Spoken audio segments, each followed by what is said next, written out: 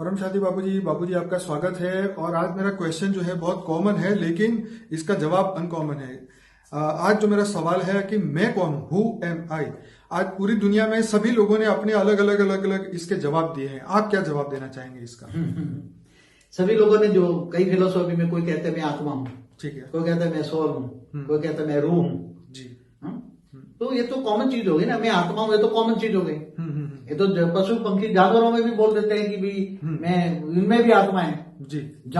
ये जो वृक्ष में भी एक चैतन्य आत्मा है, सभी को आत्मा बोल दिया नहीं इन्होंने। हाँ।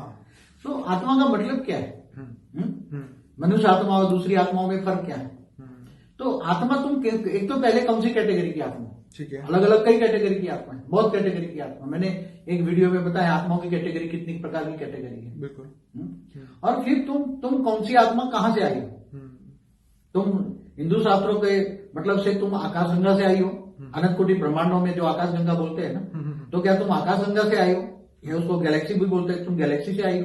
बापूजी वो आत्मा का तय कैसे करें? चलो मान लिया कि हम ऊपर से बहुत दूर से आए हैं, परमधाम बहुत तुम एलियन हो। हाँ। चलो, तो अब उसको मोहर कैसे लगेगी कि हाँ हम वाकई में वहां से आए हैं? देखो, उसकी एक सिंपल सी विधि है।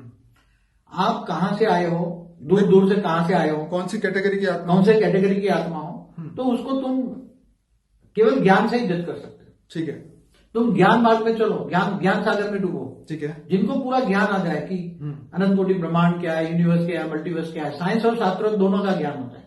ओके, तो फिर मुक्ति, जीवन मुक्ति क्या है, आत्मस्वरूप क्या है, तो आत्मस्वरूप में स्थित होने की कोशिश करो। ठीक है, और परमात्मा को याद करो, ऑलमाइटी को तुम जान लो। ठीक है, तुम ऑलमाइटी ऑथोरिटी, बेहद का विश्व कितना बड़ा है, बेहद की दुनिया कितनी बड़ी है, कितनी कलाओं की दुनिया है, 100 कला का ब्रह्मांड, 200 कला का ब्रह्मांड, 1000 कला का ब्रह्मांड, बेहद की कला का ब्रह्मांड, वो ज्ञान आ जाए, ज्ञान सागर में डूबो, तो तुम बेहद की आत्मा, बेहद की हाई क्वालिटी आत्मा।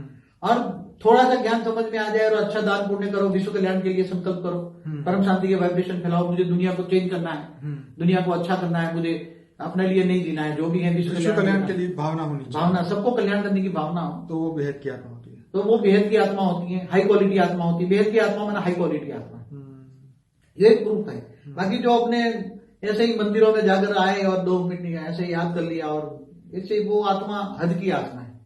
2 क्वालिटी, हद और बेहद। हद की आत्मा, फिर 33 कोटि देवी देवता भी हैं, मगर वो जहां से आए हैं आत्मस्वरूप में अगर ठीक तो सब होना चाहते हैं, मगर वो आत्मस्वरूप की अनुभूति के लिए आत्मस्वरूप का ज्ञान नहीं है किसी के पास। आत्मा प्रकृति के बीच में रहती है, बड़े माइंड के सेंटर पॉइंट में रहती है, माइंड के सेंटर पॉइंट में रहकर माइंड को चलाती है, शरीर को चलाती है।